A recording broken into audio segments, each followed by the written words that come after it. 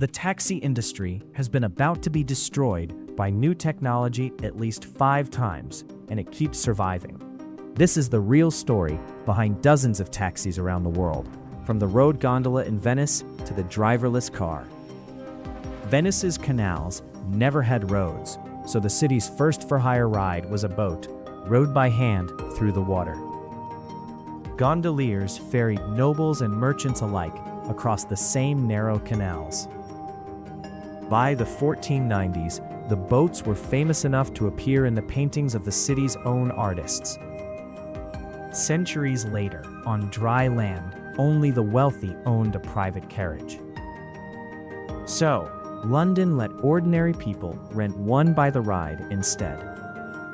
Within a few decades, Parliament stepped in to license every hackney carriage on the street. Those carriages were bulky and slow through narrow streets. So, a lighter two-wheeled design finally cut through the congestion. Within a decade, thousands of these lighter cabs had spread across the capital. But faster cabs meant drivers could take confused passengers on longer routes without anyone noticing. So, London forced them to prove they actually knew the city. Drivers spent years riding every street on a moped just to memorize it.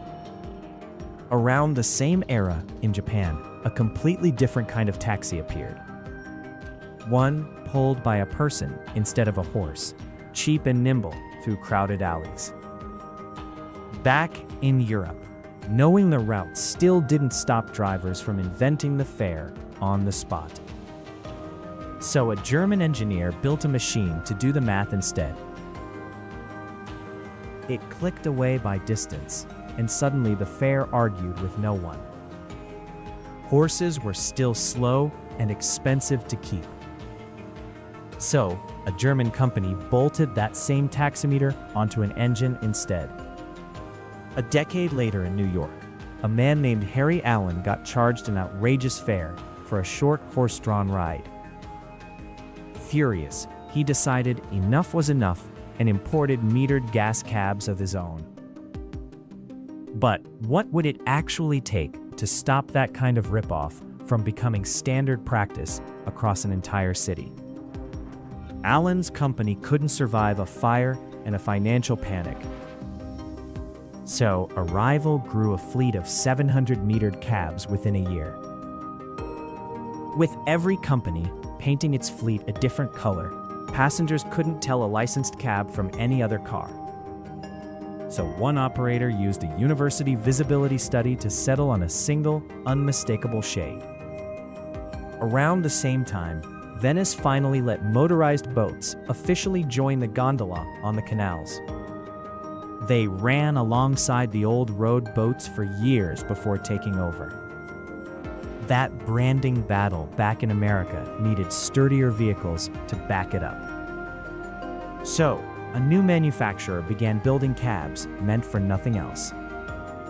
They rolled off the line with a roomy bench seat built for comfort over speed. Meanwhile, in Manila, cheap imported cars were already crowding the city's streets. So they were stretched into shared taxis for the growing city. And across the sea, Japan began exporting small three-wheelers to its neighbors. That would one day define an entire country's taxi culture.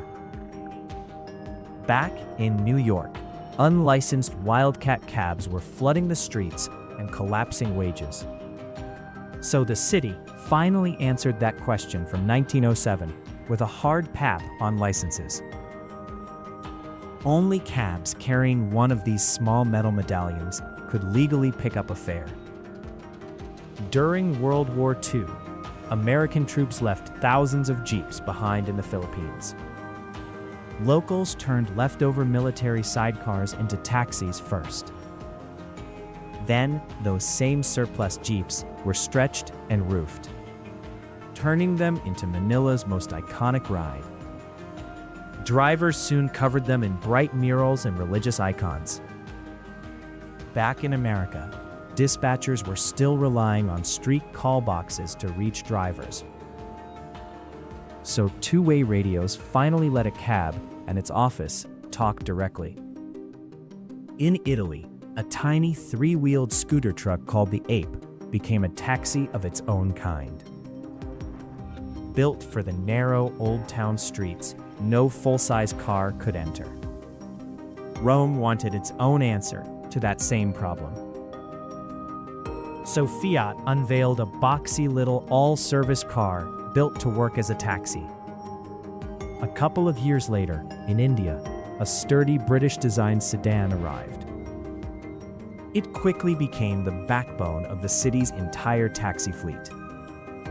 The very next year, a tiny Japanese three-wheeler called the Daihatsu Midget arrived in Thailand.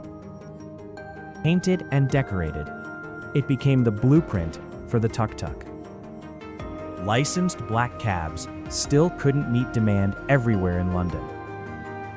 So, unlicensed minicabs began filling the gap. In newly independent Kenya, private minibuses started picking up passengers along fixed routes. Owners covered them in slogans and portraits, competing for the flashiest ride on the road. Back in New York, decades of mismatched fleet colors still hadn't disappeared. So, the city made yellow the law for every licensed cab. Down in Mexico City, officials wanted a cheap, reliable car for their growing fleet. So, they decreed that a small, cheap import would now serve as the city's official taxi. Green and white Beetles soon made up most of the city's entire fleet. Radios could only handle so many calls at once as fleets kept growing. So computers took over matching cabs to passengers instead. For over a century, hailing a cab still meant standing on a curb and hoping. So, a smartphone startup let passengers summon a ride from a screen instead. A tap on a phone could now do what a raised arm used to. The idea spread fast. In India, a homegrown app began matching riders with local cab drivers. In Malaysia, a small startup called MyTaxi set out to make hailing a cab safer. It would later rebrand and expand across all of Southeast Asia. A year later in Estonia, a small European startup joined the same race. In China, two rival taxi apps had spent years fighting a costly subsidy war. So they stopped fighting each other and merged into one dominant platform instead. Uber's own China operations couldn't outlast that merger. So its Chinese business was folded into its biggest rival instead. Back in London, black cabs were still running on aging diesel engines. So they finally traded them for an electric plug instead. Even app-based drivers were still human and still got tired. So a car finally hit the streets of Phoenix with no one behind the wheel at all. Passengers climbed into an empty driver's seat and just watched the wheel turn itself. One of Uber's biggest rivals went public that same window too. As ride-hailing became a mainstream stock market bet, Uber also closed a deal to absorb its biggest Middle Eastern rival. Another self-driving company started testing paid rides across an entire city, then began charging real passengers for driverless rides. Rideshare and Robotaxi had spent years fighting each other in court. So the two rivals finally put driverless cars directly onto the same app that started it all. Then, an electric car company joined the race too, piloting its own driverless taxi service on the streets of Austin. If driverless fleets keep expanding at this pace in the future, most rides in major cities could be fully autonomous within a couple of decades. Push that curve further, and a human behind the wheel could become a rare novelty. Kept alive more for nostalgia than necessity. From a road gondola in Venice to a car with no driver at all. The taxi has been finished over and over, and it just keeps finding its next form in a different shape on every continent. Which taxi from around the world surprised you the most? Let us know in the comments.